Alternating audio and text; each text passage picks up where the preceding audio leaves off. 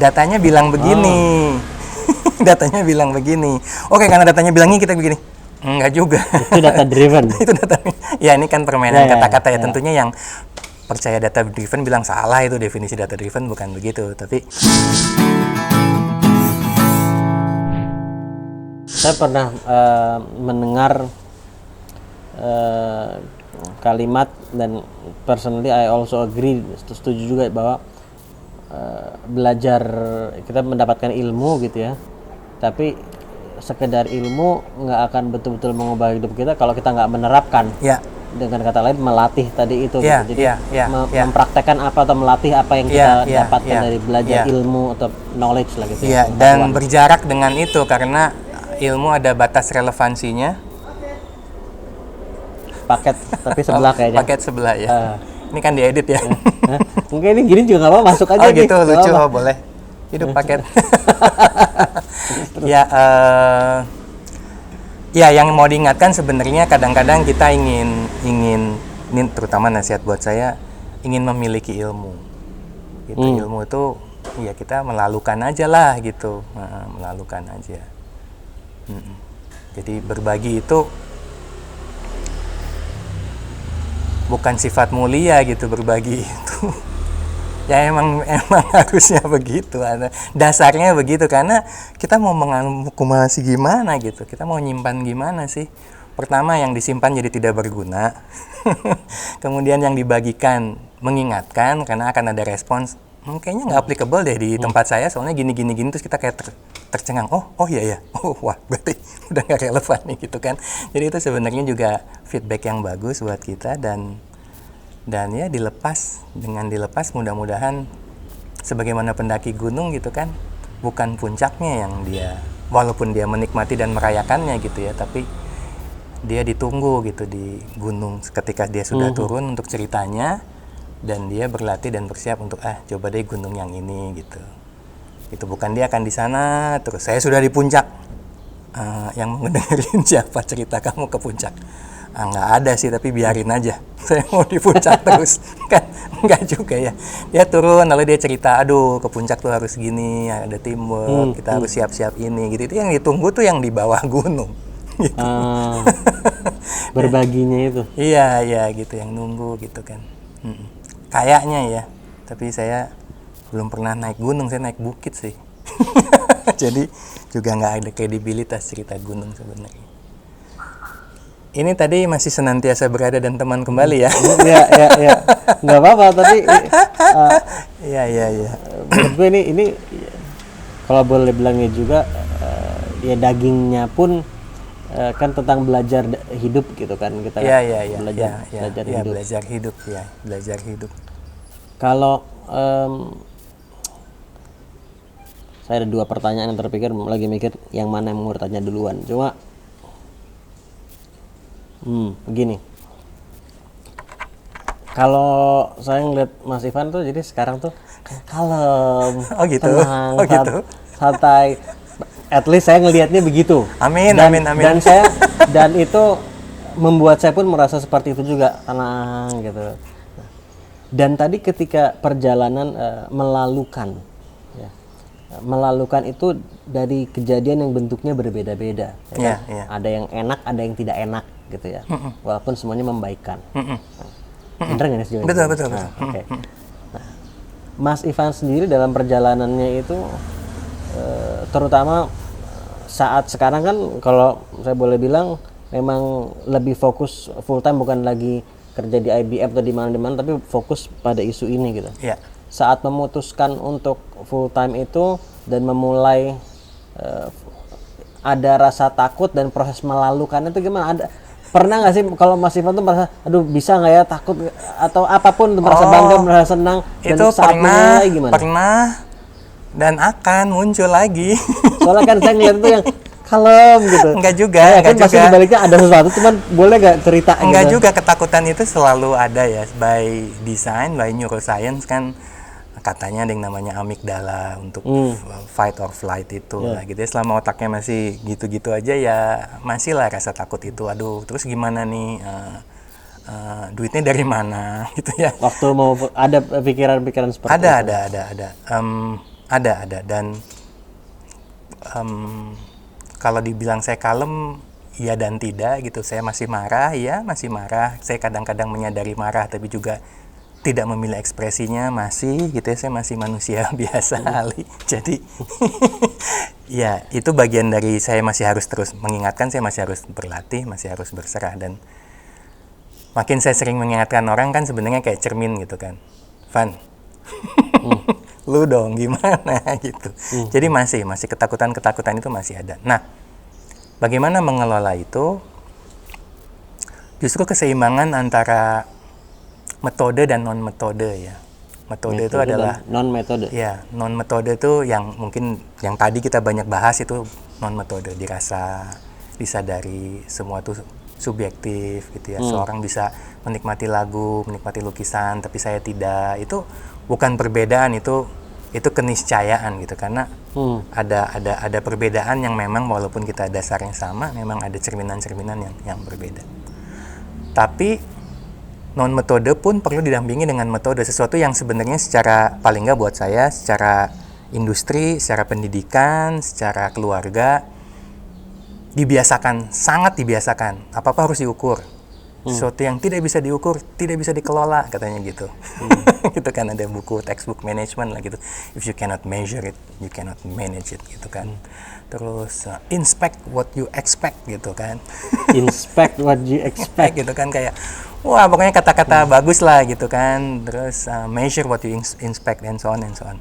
Jadi itu tetap perlu, dan ini bukan dikotomi.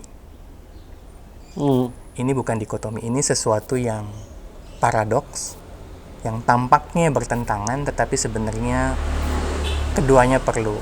Hanya kalaupun boleh, paling nggak yang saya berhipotesa sekarang, keduanya perlu berlandaskan berkesadaran. Karena rasa yang tidak berlandaskan berkesadaran akan sibuk dengan membawa rasa atau larut dalam perasaan. Gitu. Larut dalam, bedanya apa? Membawa rasa atau Iya kan, sama? baper gitu ya. Bawa perasaan. Jadi rasa itu penting. Dibawa ya terbawa lah gitu kan, namanya juga manusia ya, kita membawa rasa, pikiran, nafas, tubuh begitu. Tapi sampai larut, sampai terlingkupi, itu yang kita perlu. Dikuasai oleh rasa. Dikuasai oleh rasa, dikuasai oleh emosi gitu. Kita tahu marah, tapi kita tidak dikuasai oleh marah. Oh ya, marahnya datang gitu kan. Termasuk juga metode, bahwa satu-satunya proses development yang paling benar adalah agile methodology. Karena dia ada iterasi, ada story, ada apa, ada retrospektif gitu ya. Ini yang paling benar, ini udah, this is the ultimate gitu. Mungkin sih gitu ya. Tapi ya ada jarak juga gitu. Mungkin dalam konteks tertentu, mungkin untuk proses-proses yang baku, mungkin untuk hal-hal yang sifatnya lebih predictable, mungkin juga tidak perlu gitu. Jadi tapi juga dua-duanya penting, ada yang diukur, ada yang dirasa, ada yang disadari, ada yang dipikirkan, ada yang walaupun kita berusaha objektif, berusaha diukur, tapi kita tahu bahwa ada subjektivitas di sana gitu. Jadi kalau lucu-lucuannya bukan data driven, tapi data aware. Datanya bilang begini. Datanya bilang begini. Oke, karena datanya bilangnya kita begini. Enggak juga. Itu data driven. Itu data. Ya, ini kan permainan kata-kata ya. Tentunya yang percaya data driven bilang salah, itu definisi data driven bukan begitu. Tapi ada data bilang begini. Untuk data menjadi informasi ada subjektivitas, ada ilmu, ada macam-macam. Untuk informasi bisa menjadi impact, ada ekspresi, ada metode gitu. Jadi dari data ke impact itu ya suatu perjalanan berkesadaran sebenarnya. Tadi Mas Ivan bilang ini kan perlu terus dilatih. Iya, gitu ya, terus. Buat kita yang masih awam nih gitu, ada nggak mungkin saran atau tips dari Mas Ivan yang simpel dulu bisa kita lakukan sehari-hari untuk mulai meningkatkan kesadaran tadi itu, agar kita bisa semakin lihai dalam melalukan. Wah, keren. Lihai dalam melalukan, bisa jadi kaos tuh. Ya, secara praktis misalnya unitasking. Apa itu? Unitasking. Unitasking. Ya, hanya melakukan satu pekerjaan pada satu saat. Jadi kalau lagi ngecek WA ya cek aja WA. Tapi jangan sambil minum gitu. Kalau lagi sarapan ya sarapan aja, jangan sambil ngecek WA. Kalau lagi merencanakan ya coba berimajinasi masa depan kayak apa ya, parameternya apa ya, situasi market gimana ya. Ya udah di situ. Jangan sambil masak gitu. Nanti masakannya gosong atau apa gitu kan. Unit tasking. Karena dengan situ kita masuk. Apapun itulah, unit tasking. Hal yang praktis lainnya adalah berjeda 3 nafas dari satu tas ke tas yang lain. Berjeda 3 nafas. Ya. Benar-benar menyadari, merasakan nafas. Bukan dihitung nafasnya, bukan diatur, dirasain aja. 3 kali. Jadi bukan diatur. Oke, saya mau berjeda 3 nafas. Dipanjangi gitu ya. Enggak, ya nafasnya lagi apa aja. Oh, ya lagi terengah-engah. Oh, lagi tenang. Kalau lagi terengah-engah apa nggak sebaiknya tenangin dulu nggak? Nggak juga. Karena kita mau seapa adanya ya. Bahwa kita ada kecenderungan, oh lagi terengah-engah, baiknya saya sedikit lambatkan, silahkan. Tapi bukan, maksudnya seapa adanya tuh ya saya lagi terengah-engah atau saya lagi memburu nih. Karena itu mungkin mengingatkan banyak kesadaran tadi dia sedang terengah-engah iya. itu. Karena sebenarnya itu pintu saja sih, menyadari nafas itu pintu bahwa biasanya ada sensasi tubuh terasakan, oh saya kaku nih pundaknya, oh saya lehernya tegang, atau ternyata ada pikiran ini, oh ternyata ada perasaan ini gitu. Berjeda 3 nafas dari satu tas ke tas yang lain. Tadi kan tasnya kalau bisa unit tasking. Dan di antara tas karena banyak gitu ya, sarapan aja tasnya banyak tuh, mulai dari roti bakar datang dan nyiapin kopi gitu. Gitu. Jadi pas roti bakarnya udah selesai dimakan, mau minum kopi, ya jeda 3 nafas dulu gitu. Gitu. Yang praktis itu dalam keseharian. Yang tidak terlalu praktis tetapi diperlukan itu berjeda di waktu yang sama, di tempat yang sama, di durasi yang sama dulu.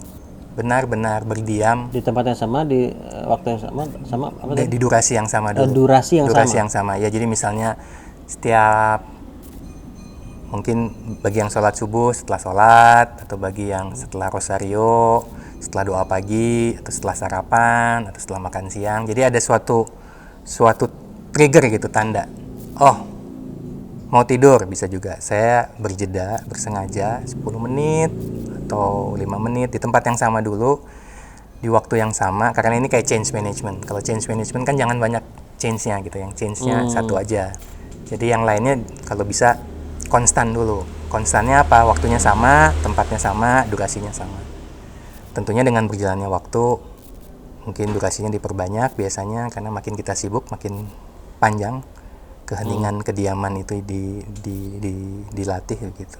Yang kita lakukan pada saat itu ya kita duduk, menyadari tamu-tamu yang datang. Rumi bilangnya gitu. Pikiran bisa, perasaan bisa, rasa pegel bisa, terus nafasnya gini bisa gitu ya. Kita welcoming all the guests katanya.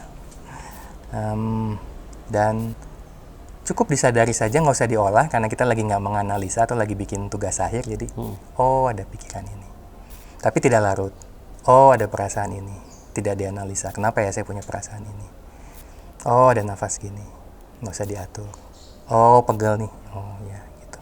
Terus aja 10 menit, hanya sekedar menjalani keberadaannya. Menjalani keberadaannya. Iya. Karena itu awal-awal untuk ya kita menjalani yang dititipkan. Mas Ivan, sekali lagi ini sangat insightful sekali, sangat sekali, sangat menambah wawasan. Sama-sama, terima kasih. Dan tadi gue terus mencoba belajar dan melatih tadi untuk terus sadar. Dan ada 2 pertanyaan yang masih ingin gue tanyakan juga. Agak template pertanyaannya, tapi gue selalu bilang gue suka nanya pertanyaan ini karena dari orang ke orang punya respon yang berbeda-beda, karena punya frame of thinking berbeda-beda juga. Yang pertama tentang kegagalan. Kalau di mata Mas Ivan ngeliat kegagalan seperti apa gitu? Do you see failure? What does it mean for you gitu? Kegagalan itu adanya ekspektasi ego yang tidak terjawab. Adanya ekspektasi ego yang tidak terjawab. Iya. Ini baru denger sekali nih. Ya gitu. Gagal maning atau apa gitu ya kan harusnya gitu. Iya, ya harusnya gitu kan. Jadi ada keharusan di sana. Tapi untuk semua kegagalan, untuk semua pintu yang tertutup, katanya banyak pintu yang terbuka. Gitu. Jadi bukan gagalnya sih sebenarnya, tapi mengalaminya. Termasuk juga sukses sih. Ya itu pertanyaan yang kedua sebetulnya. Oke. Ya, jadi satu gitu. Kesukses itu ya adalah adanya ekspektasi ego yang terjawab gitu. Ya tinggal dibalik aja ya. Iya. Ya jadi semuanya baik ya. Yang kita perlu jaga adalah bagaimana jangan sampai kita seadanya, jangan sampai nihilisme, jangan sampai tidak peduli. Tidak peduli dengan Jadi kalau gagal dan sukses sama saja, ya udah untuk apa ini semua gitu kan.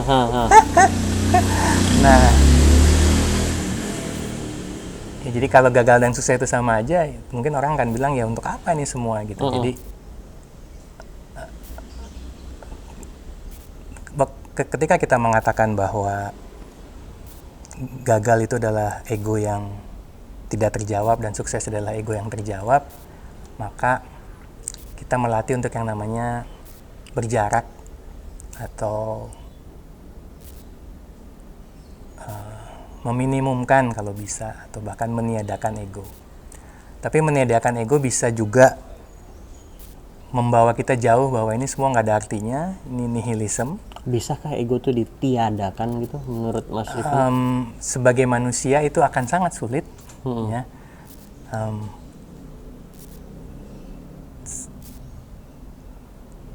Tapi kan di dalam setiap kemanusiaan ada keilahian ya. Jadi dan izin itu tak terbatas. Jadi iya, sebagai manusia bukan wilayahnya lah untuk meniadakan ego gitu.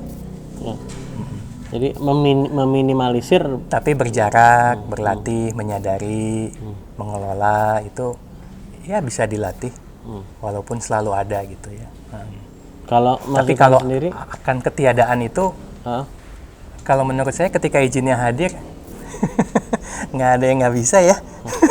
ya, Gitu sih. Jadi, tapi kan bukan itu izin gitu, surat izinnya datang gitu, tapi kita nggak bisa. Saya sudah latihan 200 tahun nih. Mana surat izinnya gitu? Nggak bisa. Jadi balik lagi, tadi saya mau bilang bahwa berjarak dengan ego bisa juga nasihat buat saya menjebak untuk mengatakan bahwa ini semua tidak ada artinya, ini semua nihil, ini semua hampa. Nah, ketiadaan dan kehampaan itu dua hal yang berbeda. Sebagaimana berusaha dengan mengharuskan berbeda tipis, ingin dan perlu, tertarik dan ingin tampak menarik, gitu ya. Nah, beda-beda tipis itu perlu dilatih terus. kayaknya beda tipis tapi dampaknya bedanya besar kayaknya. Iya, tapi kan tipis sekali gitu ya, tipis sekali. Sukses dan gagal. Kalau Mas Ivan sendiri tadi, menarik sekali tadi itu, kegagalan adalah ekspektasi ego yang tidak terjawab, sedangkan sukses adalah ekspektasi ego yang terjawab.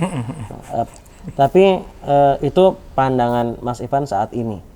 Kalau antara dulu dengan sekarang, ada perbedaan nggak, Mas Ivan, bagaimana melihat atau memaknai sukses? Dulu kayak gini juga dari dulu atau gimana? Enggak ya, dulu kan ada ukuran-ukuran ya. Dulu ada best practice of success. Key parameter. You want to be called successful individuals? Dulu begitu. Kalau These Mas are the Ivan parameters melihat gitu ya. kesuksesan dalam hidup itu seperti apa dibandingkan sekarang? Iya, dulu ada parameter. Tapi saya juga berhati-hati mengatakan dulu karena yang dulu tuh kadang-kadang masih muncul keinginan-keinginan itu ya. Jadi saya juga tidak mendikotomikan a better me atau this is ini gitu ya dulu. Ini ya kemanusiaan itu akan terus ngepengen gini nih. Si ego tadi itu ya. Ya muncul kan gitu. Hmm. Itu gitu gimana gitu. Ya ada menjalani kemanusiaan ya penuh dengan dinamika itu begitu. Tapi ketika keilahian itu hadir, sepertinya bisa ya. Cuman itu bukan urusan kemanusiaan kita gitu. Mas Ivan, terima kasih banyak. Saya yang makasih. Thank you banget sudah mengizinkan kita hadir. Ini diizinkan. Ini diizinkan. Untuk datang ke sini ngobrol-ngobrol, belajar, dan insya Allah terus dilatih setelah ini juga buat lo semua juga. Kalau mau tahu lebih banyak juga tentang Mas Ivan Deva, lihat di deskripsi video ini ada link ke sosial media dan semua link-link ke menuju Mas Ivan ada di sini. Nanti kita taruh ya. Siap. Sama siniarnya ya, jadi promosi nih. Nah, nggak apa-apa untuk kebaikan gitu. Berbagi gitu. Oh iya Jangan benar. naik gunung turun nggak berbagi. Iya. Terpakai Jangan sibuk di gunung. Dan sekali lagi saya pribadi juga thank you banget. Gue thank you banget. Makasih. Selalu belajar banyak dari Aku Mas yang Ivan. belajar kali. So jaga kesehatan juga. Amin. Buat lu semua juga jaga kesehatan juga. Kita ketemu lagi di episode selanjutnya. Assalamualaikum warahmatullahi wabarakatuh. Waalaikumsalam warahmatullahi wabarakatuh.